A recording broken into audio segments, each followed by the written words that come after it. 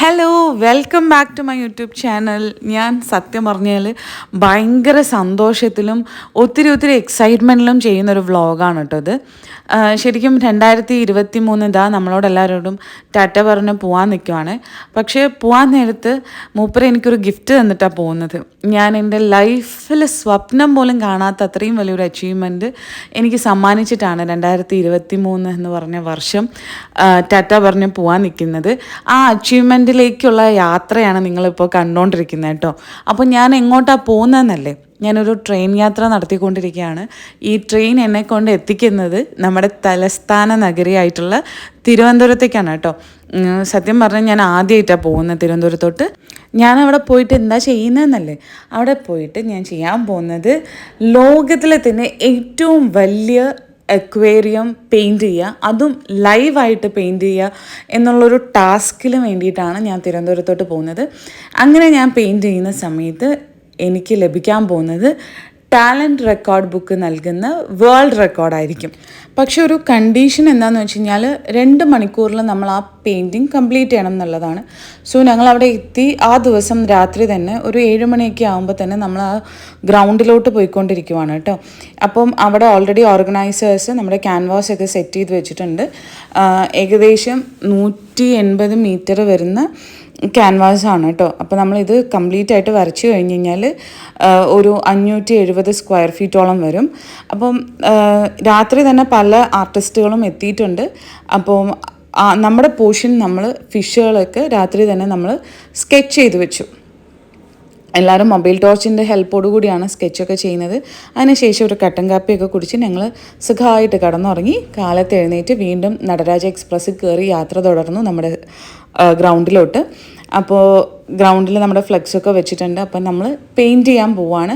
10:30 മുതൽ 12:30 വരെയാണ് നമുക്ക് ലഭിക്കുന്ന സമയം. അതിനുള്ളിൽ നമ്മൾ പെയിൻറ്റ് ചെയ്യണം, എങ്കിൽ മാത്രമേ നമുക്ക് റെക്കോർഡ് കിട്ടുള്ളൂ. ആരെങ്കിലും ഒരാൾ പോയാൽ തന്നെ നമ്മുടെ റെക്കോർഡ് നഷ്ടപ്പെടും എന്നുള്ളതാണ്. നമ്മുടെ ഇത്രയും എഫേർട്ട്, ഏകദേശം ഒരു 3-4 മാസത്തെ എഫേർട്ടാണ്. അപ്പോൾ മാക്സിമം ഇത് നമ്മൾ നേടിയെടുക്കുക എന്നുള്ളതാണ് നമ്മുടെ അജണ്ട. എനിക്ക് ഇത്തരത്തിലുള്ളൊരു ഓപ്പർച്യൂണിറ്റി എന്നിലേക്ക് എത്തിച്ചു തന്നത് എൻ്റെ ഗുരുനാഥയും ആർട്ടിസ്റ്റും ആയിട്ടുള്ള എനിക്ക് ശ്രീദേവി മാഡമാണ്. സോ മാഡത്തിനൊരു സ്പെഷ്യൽ താങ്ക്സ് എപ്പോഴും പറയണം. അപ്പോൾ കറക്റ്റ് സമയമായപ്പോഴത്തേനും ടാലൻറ്റ് ബുക്ക് ഓഫ് റെക്കോർഡിൻ്റെ ആളുകളൊക്കെ എത്തിയിട്ടുണ്ട്. അതിനുശേഷം ഉദ്ഘാടനം കഴിഞ്ഞ ഉടനെ ഒരു 10:30 ആയപ്പം പരിപാടി, അതായത് നമ്മൾ വരയ്ക്കാനായിട്ട് സ്റ്റാർട്ട് ചെയ്തു. 12:30 വരെയാണ് നമുക്ക് കിട്ടുന്ന സമയം. അപ്പോൾ ഭാഗ്യവശാൽ സമയബന്ധിതമായിട്ട് തന്നെ നമുക്ക് തീർക്കാനായിട്ട് സാധിച്ചു. അപ്പം എൻ്റെ പിക്ചർ ഞാൻ കാണിച്ചു തരാം കേട്ടോ. ഹന്ന അമീർ എന്നൊക്കെ ഞാൻ വലിയ മത്തങ്ങ വലുപ്പത്തിൽ എഴുതി വെച്ചിട്ടുണ്ട് അതിനകത്തൊക്കെ. സോ അതിനുശേഷം അപ്പം കറക്റ്റായിട്ട് നമ്മൾ ടൈമിന് വരച്ചൊക്കെ കഴിഞ്ഞു.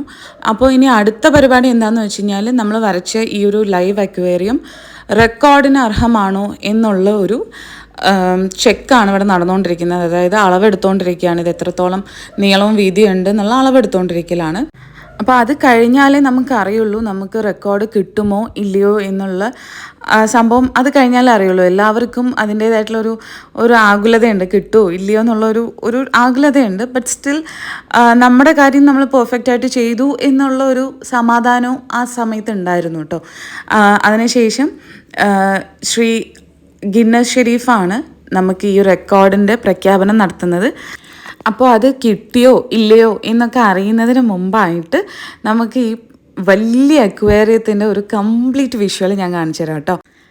ശരിക്കും എൻ്റെ എല്ലാ വീഡിയോസിൻ്റെയും എല്ലാ പരിപാടികളും ഞാൻ തന്നെയാണ് പൊതുവെ ചെയ്യാറ്. പക്ഷേ ഈ ഒരു വ്ളോഗിൻ്റെ 90% ഷൂട്ട് ചെയ്ത് തന്നത് എനിക്ക് എൻ്റെ അനിയനെ പോലെയുള്ള കണ്ണനാണ്. സോ കണ്ണന് ഒരു special thanks for recording all these visuals. അപ്പം ഈ ഒരു പിക്ചർ എങ്ങനെ ഉണ്ട് എന്നുള്ളത് താഴെ കമൻറ്റ് ചെയ്യണം കേട്ടോ. അടിപൊളിയായിട്ടുണ്ടോ, ഇഷ്ടപ്പെട്ടോ ഇല്ലയോ എന്നൊക്കെ താഴെ ഒന്ന് കമൻറ്റ് ചെയ്തേക്കണേ. പ്ലസ് ഇതിന് ശേഷം ഞാൻ നിങ്ങൾക്ക് കേൾപ്പിച്ചു തരാൻ പോകുന്നത് എന്താണെന്നറിയോ, നമുക്ക് റെക്കോർഡ് കിട്ടിയോ ഇല്ലയോ എന്നുള്ളതാണ്. അതൊന്ന് കേട്ട് നോക്കുക കേട്ടോ. അങ്ങനെ ഒരുപാട് വ്യത്യസ്തരായ കലാകാരന്മാരെ കണ്ടിട്ടുണ്ട്. പക്ഷെ ഇവിടെ ഇന്നത്തെ ഈ കലയിൽ, നിങ്ങളുടെ ചിത്രം വരയിൽ എന്നെ അത്ഭുതപ്പെടുത്തിയത് ജീവൻ തുടിക്കുന്ന ചിത്രങ്ങൾ.